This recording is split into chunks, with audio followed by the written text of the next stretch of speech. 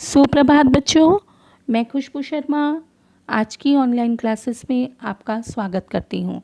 बच्चों, आज हम हिंदी व्याकरण के अंतर्गत पत्र लेखन में पढ़ने वाले हैं अनौपचारिक पत्र।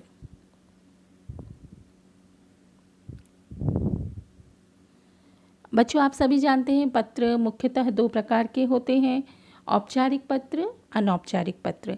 इससे पहले वाले वीडियो में बच्चों हमने औपचारिक पत्र के विषय में जाना था। आज हम बढ़ेंगे अनौपचारिक पत्र के साथ। अनौपचारिक पत्र, जो पत्र किसी मित्र, रिश्तेदार या अन्य प्रियजन को लिखे जाते हैं, उन्हें हम अनौपचारिक पत्र, व्यक्तिगत पत्र या पारिवारिक पत्र कहते हैं।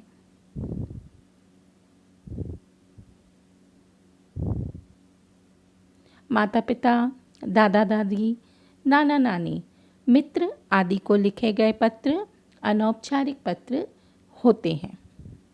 अनौपचारिक पत्रों के अंतर्गत बच्चों बधाई पत्र, निमंत्रण पत्र, शुभकामना पत्र, धन्यवाद पत्र, संवेदना पत्र इत्यादि सम्मिलित होते हैं। अनौपचारिक पत्र लिखते समय हमें किन बातों का बच्चों ध्यान देना चाहिए, इसे देखते हैं। पत्र की भाषा स्पष्ट, आसान और प्रभावी होनी चाहिए। विराम चिन्हों का उचित प्रयोग होना चाहिए। सबसे पहले पत्र के बाईं ओर अपना नाम और तिथि लिखनी चाहिए। उचित संबोधन का प्रयोग करना चाहिए। जैसे अनौपचारिक पत्र में हम छोटों के लिए प्रिय, बंधुवर, बड़ों के लिए आदरणीय, पूजनीय आदि का प्रयोग करते हैं। अनौपचारिक पत्रों में बड़ों का अभिवादन के लिए सादर प्रणाम, चरण स्पर्श, छोटों के लिए आशीर्वाद, सदा खुश रहो या सुखी रहो व बराबर वालों के लिए सप्रेम नमस्ते, नमस्कार आदि शब्दों का प्रयोग करना चाहिए। अनौपचारिक पत्रों के समापन में उचित शब्दों जैसे बड़ों को प्रणाम, छोटों को प्यार आदि का प्रयोग करना चाहिए। आइए बच्चों, अब हम बढ़ते हैं अनौपचारिक पत्र के प्रारूप की ओर। सबसे पहले बच्चों पत्र के बाईं ओर पत्र लिखने वाले का पता लिखा जाता है। तत्पश्चात पत्र लिखने की तिथि का वर्णन होता है। उसके बाद बच्चों जिससे पत्र लिखा जाता है उसके लिए संबोधन अगली पंक्ति में बाईं ओर लिखते हैं।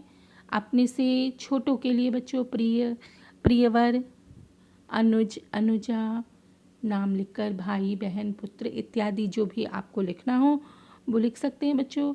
बराबर वालों के लिए हम प्रिय मित्र, प्रिय सखा, प्रिय बंधु, प्रिय सहेली इत्यादि संबोधनों का प्रयोग करते हैं।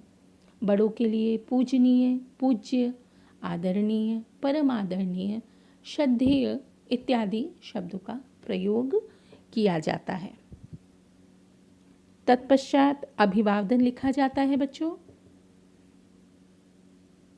जो कि जिसे आप पत्र लिख रहे हैं उसके साथ आपके संबंध के अनुसार होता है।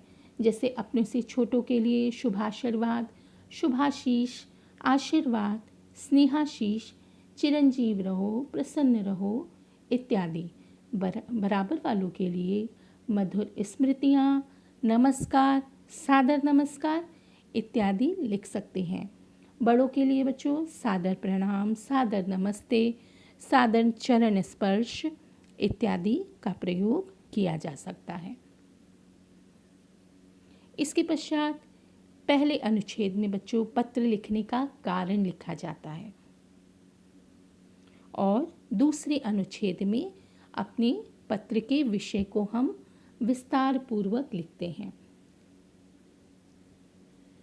पत्र लेखक बच्चों पत्र प्राप्त करने वाले से जो कुछ भी कहना चाहता है वही हमारे पत्र की विषय वस्तु और पत्र की सामग्री होती है जो हमें यहाँ लिखनी होती है। ये अत्यंत ही साफ और स्पष्ट शब्दों में होनी चाहिए और हमारे कथन में क्रमबद्धता का होना अत्यंत ही आवश्यक है।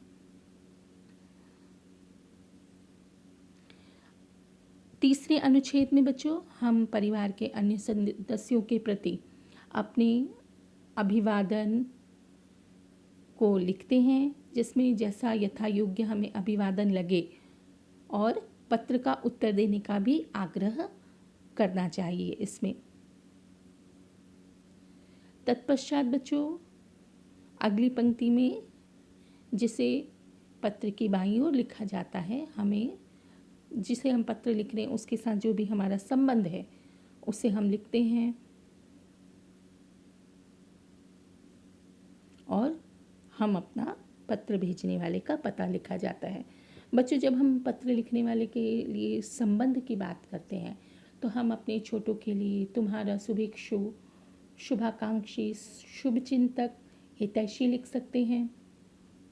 बराबर वालों के लिए आपका, तुम्हारा, प्रिय, अभिन्न, स्नेहाकांक्षी इत्यादि लिख सकते हैं। बड़ों के लिए आज्ञाकारी, कृपाकांक्षी, विनित, स्नेहपात्र ऐसे शब्दों का प्रयोग कर सकते हैं, ऐसे संबोधनों का प्रयोग हम यहाँ पर कर सकते हैं। बच्चों आपके समक्ष अनौपचारिक पत्र का एक उदाहरण प्रस्तुत है। देखेंगे आप, सबसे पहले बाईं ओर पत्र लिखने वाले ने अपना पता लिखा है, उसके बाद दिनांक है, तत्पश्चात संबोधन लिखा गया है और उसके बाद अभिवादन। उसके बाद बच्चों हमारे पत्र की विषय सामग्री है, जिसमें हमने प्रथम अनुच्छेद में पत्र लिखने का कारण, तत्पश्चात विषय वस्तु, पत्र के विषय का विस्तार पूर्वक वर्णन किया गया है। तीसरे अनुच्छेद में परिवार के अन्य सदस्यों के प्रति अभिवादन लिखा गया है और उसके बाद अंतिम पंक्ति में जिससे पत्र लिखा जा रहा है उसके साथ संबंध का वर्णन किया गया है और उसके बाद अपना नाम, दिनांक इत्यादि लिखा गया। इसी के साथ बच्चों हमारा जो अनौपचारिक पत्र है ये आज यहीं समाप्त होता है। आशा है आपको अनौपचारिक पत्र समझ में आया होगा। इसी के साथ मेरा आज का वीडियो यहीं समाप्त होता है। धन्यवाद।